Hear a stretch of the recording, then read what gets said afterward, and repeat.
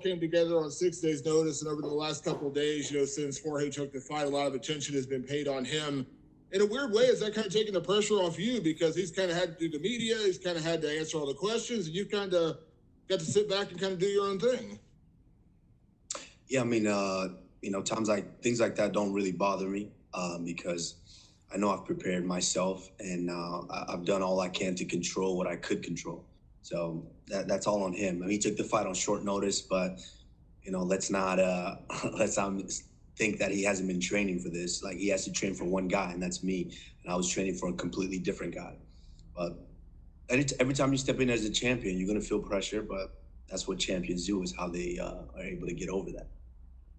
To that point, we've seen that, short notice for him is being talked about, but there's also a short notice factor for you because, Gilbert Burns is a much different fighter than Jorge Masvidal. And I don't think anyone would have blamed you if you said, I don't want to fight a different guy on 6 days' notice. So why were you willing to do that?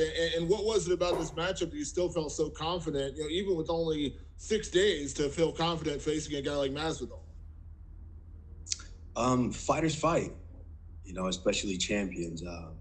I've kind of built myself just working day in and day out and training for each and every different styles, each and every different opponents. So it didn't really matter.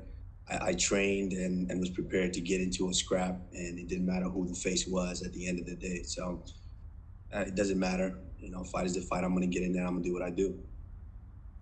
One of the things that you did so well with the Colby Covington fight was, despite all the crazy things he was saying, you just kind of separated yourself from that and went out there and you were all smiles during fight week, and then you went out and obviously had a great performance, knocked him out in the fifth round. I know there's been a lot of bad blood between you and Jorge leading into this fight months ago. But can you carry that same kind of demeanor into the fight where you separate all the personal stuff and just go out there and put on a performance? That's me personally. Like I said, when I put in the work, and I know that I put in the work. The only thing left to do is just go out there and perform whatever he says or does, or his management team or any of them say or do. That doesn't have any effect on me. I'm stone. I see no face, and I get in there and I take care of business. And last question for you, Kamaru. You said when you tried to land this fight on short notice, you wanted it in an empty arena. You wanted the sound of your punches to land. And I know you've told me many times that, breaking an opponent, beating a guy over 4 or 5 rounds is actually a better way for you to win. You enjoy that more than a first round knockout, things like that. Now here's your chance. Empty arena, short, all the things that we're playing. Is that kind of in your mindset again, that thing you were talking about originally on Instagram, and then I know we talked about it again afterwards? Yeah, absolutely. There's a different fight that you fight as a fighter. There's a different fight that you fight with yourself internally and mentally when you're fighting somebody, and sometimes you can kind of get lost in it when you're in a stadium full of 20,000 people, and that could actually uplift you, or sometimes it could be a detriment.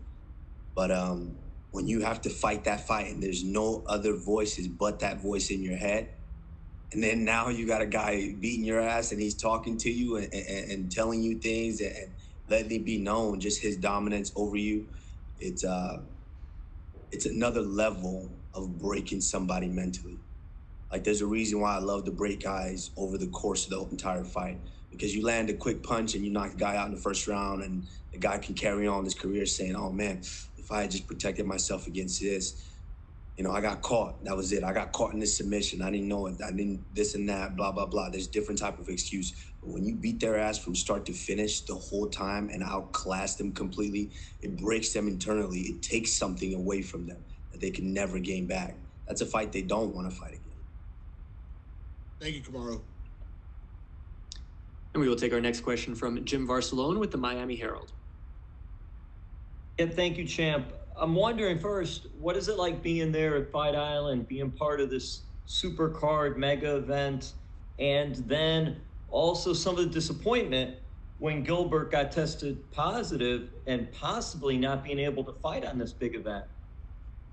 I mean, it's great being here on Fight Island. I think Dana and Dana White and the UFC did an amazing job of putting something like this together. I mean, it's incredible just to see the precautions that they took from the bottom to the top. And on top of it, yeah, I was disappointed when Gilbert fell out. It's tough to put in a training camp. Like I took time away from my daughter. I've never done that before. I moved away and I wasn't able to see my baby girl each and every day.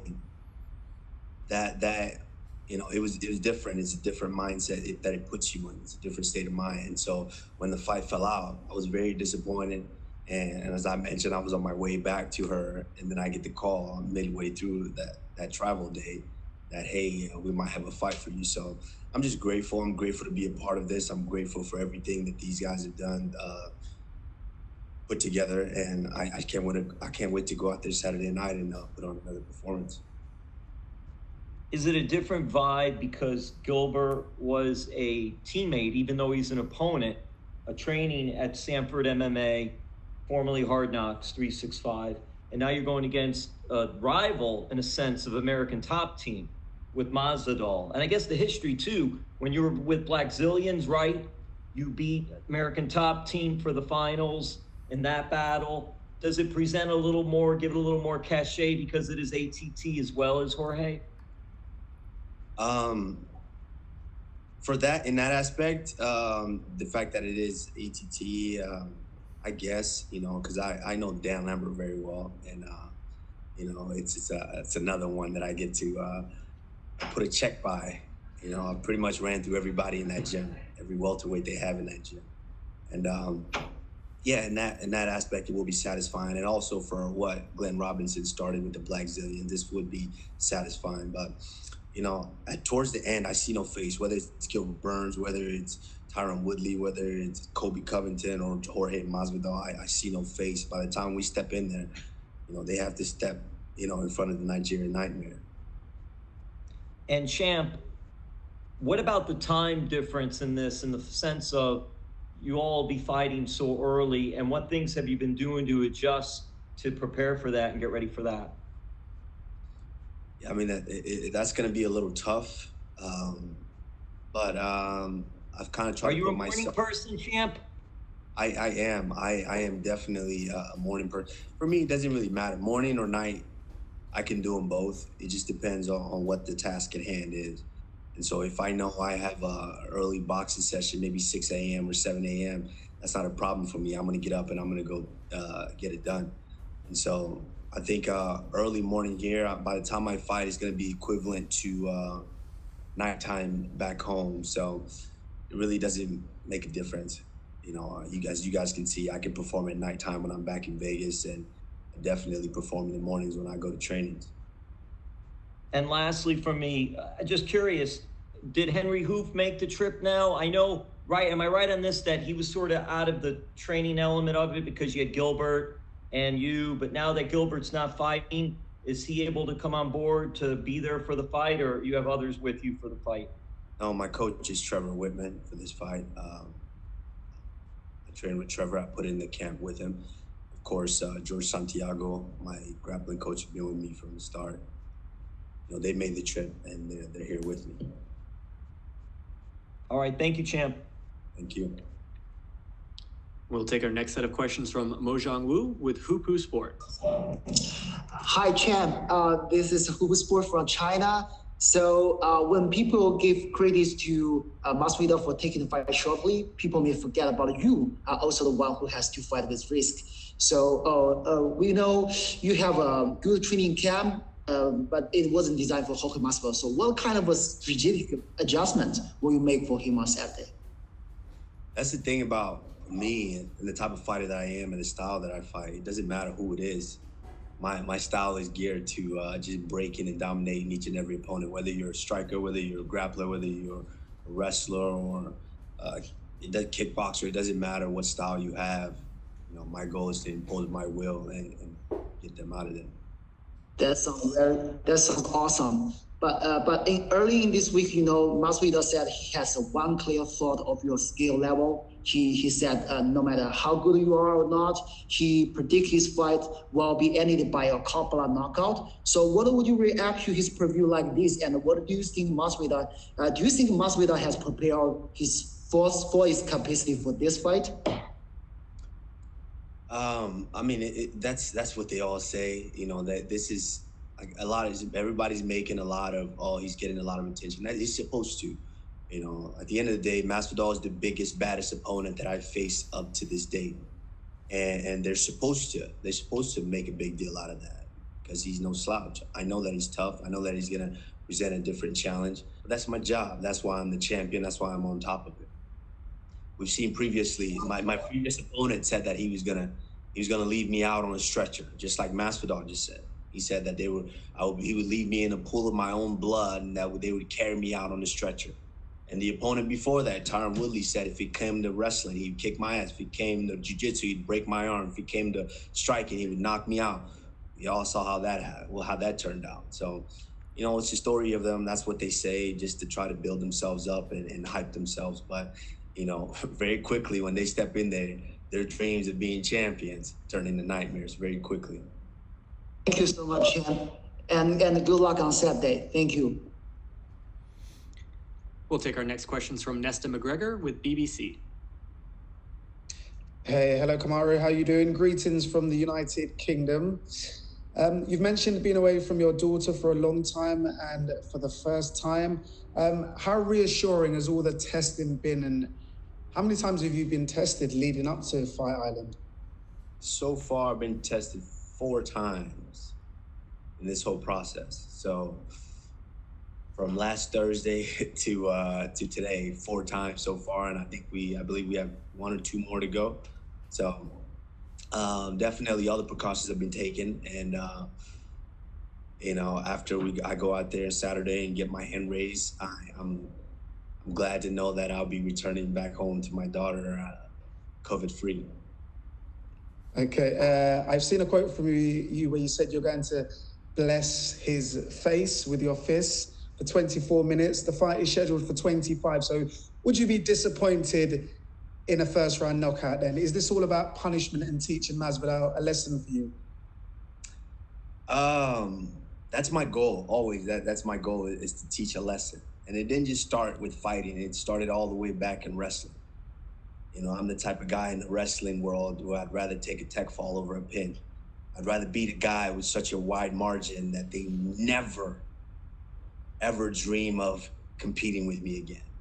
And so that's kind of how I approach the fight game. Is, of course, I'm not gonna lie, I'm gonna take it. If I knock him out in the first round, I'm absolutely gonna take it and go home.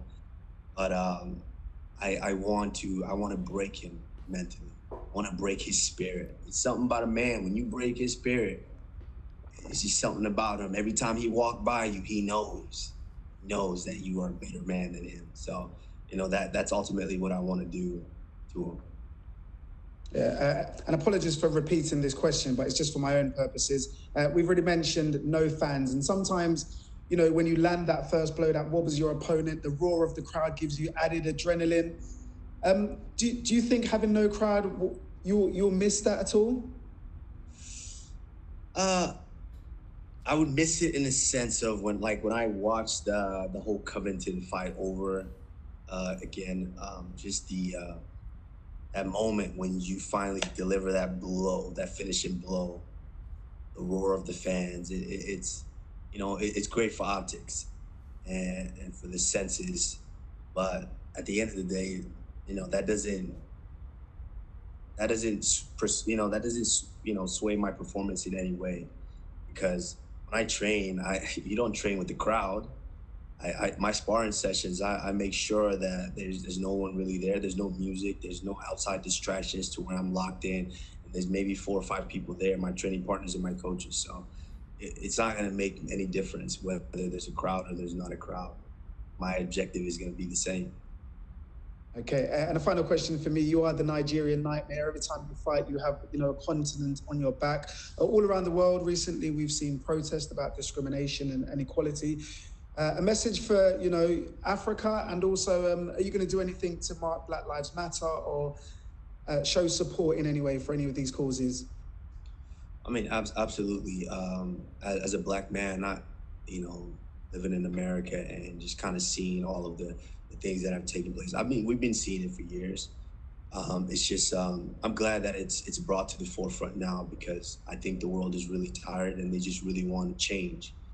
And I think obviously each and every statement that we continue to make, and everything that all the eyes that we bring to the situation and the attention, it helps in a way to where it helps moves us forward slowly. And I think by me going out there July 11th and making another statement like I've made in my past fights, it's going to help a bit.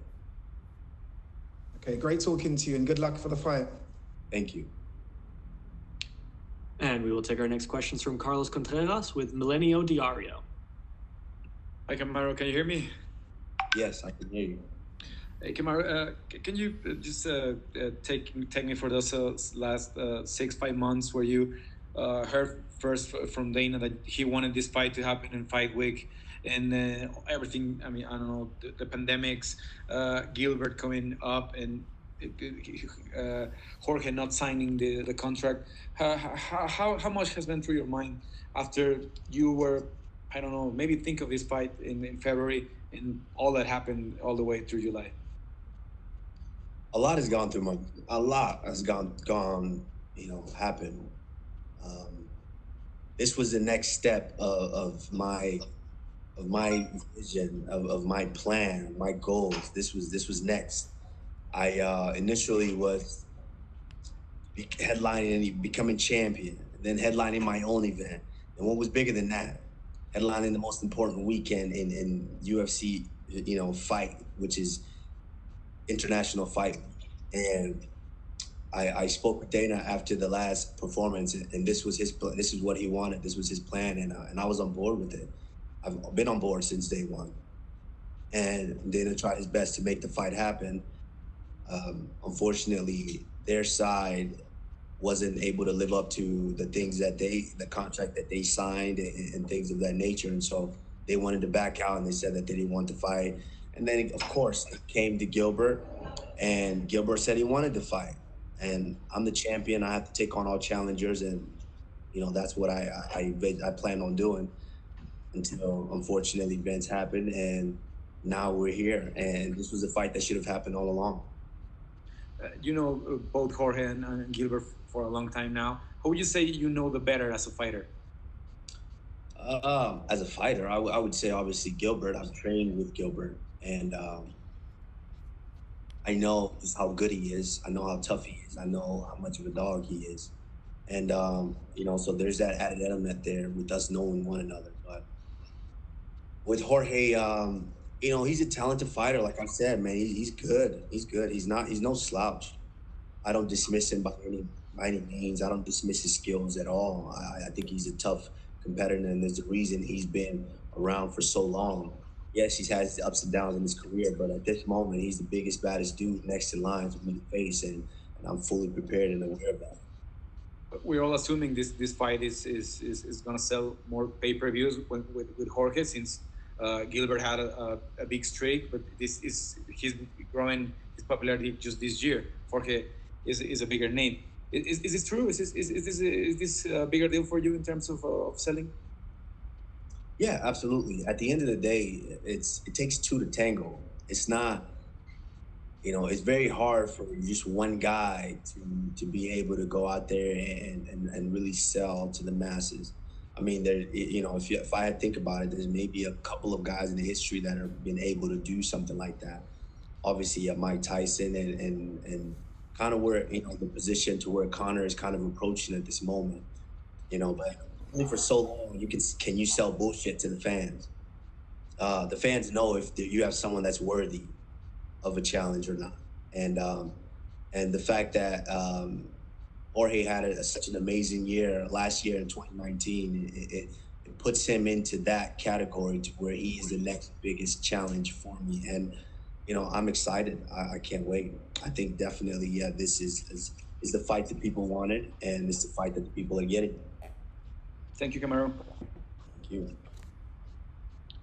We'll take the next questions from Andreas Hale with Sporting News. Hey, Kamaru, how you doing? I'm wonderful. How are you? Doing well. So here's my question, because Masvidal has been 5 rounds twice in his career, and he's lost both of those fights.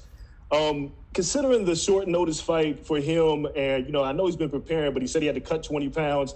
Are you looking to drag this fight into deep waters? Because I know there's a sense of satisfaction for you dragging fights out because of your conditioning. No, I'm just looking to dominate the fight from start to finish. If I'm dominating the fight and he's tough enough to hang in there, then it might go 25 minutes. But if I'm dominating the fight and he's not tough enough to stay in there, then it might go 5 or 10 minutes. So it's not something that I look forward to. Oh, I want to drag the fight out. No, I know I prepared. I'm in good shape, and I know he's prepared. Like, that's the thing too. People can't forget that. People are thinking, oh, he took the fight on 6 days' notice. I'm the only guy that he had to prepare for. And so it doesn't matter whether he took it on 6 days. I know he's been preparing, and I'm not coming in there thinking, oh, he's not in shape or he's not going to be prepared to fight. Yeah, he had to cut 20 pounds, but yes, I had to cut 20 pounds too. I still got over 10 pounds to go. So it is what it is. At the end of the day, Saturday night, we're going to step in there, or Saturday morning for me, we're going to step in there and we're going to make it happen. You say you don't see faces when you get ready to fight, but against Colby Covington, after the fight was over, it had to be extremely satisfying to beat somebody that it was so emotionally charged heading into that fight. How do you think that you will feel emotionally once you get past Masvidal because of all the emotions that went into this fight? They are all satisfying. That's the crazy thing about what we do is this is the addicting part of what we do, is that moment after the fight. I can't wait. I was speaking about this yesterday. I can't wait to get home and get on my couch, close the doors, order some Thai food, and me and my daughter just watch Netflix. That's the most addicting moment to me in this whole process, is being able to go home, mission accomplished, bank account full of money, and you're just on the couch eating Thai food, watching Netflix. That's the best feeling in the world for me, and I can't wait to repeat that. So my last question, because Masvidal talked about money, there was like a back and forth about money. He talked about he'd be advocating for fighters to get paid. Should you get past this fight, is it time for Kamaru Usman to get paid and to get the rub that some of these other guys have been getting? Yeah, first of all, I never said that Kamaru Usman was not getting paid, so let's not think that. But at the end of the day, I'm true to myself, and I'm real with what I say. My negotiations with the company are done behind closed doors, and they get done, which is why I'm here to fight. He was the one complaining, advocating, oh, fighters need to get paid, fighters need this, fighters need that. But the moment he got a little bit extra money, guess what? He said, bye, I'm out, I'm signing, and I'm gonna fight. So where's all that unity now? Where's all of that? You talked all this big game about, oh, you're not gonna fight if fighters don't get paid, but now here you are. So it goes to show that he's out for himself. But it is what it is. I'm glad he's getting some money for this, because I wouldn't want to not get paid to get my ass beat by someone named the Nigerian Nightmare. I'm sorry, I do have one more. Your father, the ESPN article came out today talking about your father. Have you talked to him being out there, and how excited are you for him to get to see you on pay-per-view in the main event of a title fight? Yeah, I've talked to him. Kind of moments like this, I kind of zone out a little bit because, I'm the one who has to truly go through this process in this situation. But I'm extremely thrilled. And that was another part of this for me, which is why I was so excited about this fight and this date and this moment, is pre the COVID-19 and the pandemic. This was a culmination of everything that I've done, everything that I've worked for and sacrificed for. This was the moment that my father was going to get to be there cage side and watch his son that had put in all this time, all these countless hours and all these efforts to get to this point, to be center stage in the world. And, it feels good to know that he's going to be home with my mother and they get to watch it, live on pay-per-view. But it would feel even better if he was here in the stand, in the arena with me. So that means he'll be there for the next one, though, while you're still champ. Absolutely. Good luck. Thank you for the time. Thank you. And we will take our last set of questions from Louise Green with MMA Crate. Kamaru, this will be your second title defense, but out of all of the opponents that you've had in the past, where does Jorge rank? He's the best. Out of each and every one of them, he's the best. He's the next guy in front of me. You know, he's the toughest guy in front of me. So, you know, I don't take him lightly. I'm going out there with all of that thoughts, you know, the thought that he is the best opponent that I've faced to date. And I have to go out there and treat him accordingly. And, obviously he came out of, he had the big knockout win over Askren and then most recently over Nate Diaz. What have you thought about his past performances and what are you going to be expecting from him on Saturday? No, he's a very, very tough fighter. He's very skilled. There's a lot of things that he does well. He had an incredible 2019, great year, coming out and doing the things that he did and really kind of propelled him into the position that he's in. But, my job is always to go out there and derail all of that. My previous opponents were all doing the same. The one before that had 3 or 4 title defenses back to back to back, and I went out there and made him look like an amateur. And the last guy was on a 6-7 fight win streak, dominating performances, and I went out there and still got the job done. And nothing changes here. I understand that Jorge's tough. I understand that he's very skilled, and I do believe that he believes that he's going to come out and try to take my head off. I believe that, and I'm going to go out there, and like I said, I'm going to treat him accordingly, and I'm going to discipline him the appropriate way. Gilbert Burns recently told ESPN that he was hoping and rooting, obviously, for you to win, not only because, obviously, you're former teammates, but because he thinks if Jorge wins, he's going to hold up the division by facing, the likes of Nate again and Conor, and not the real number one contenders. What's your opinion on those comments, and how important is it for you to hold on to this title on Saturday? Well, it's important, title or no title. It's important for me to continue to be victorious and continue to improve in every facet of the game.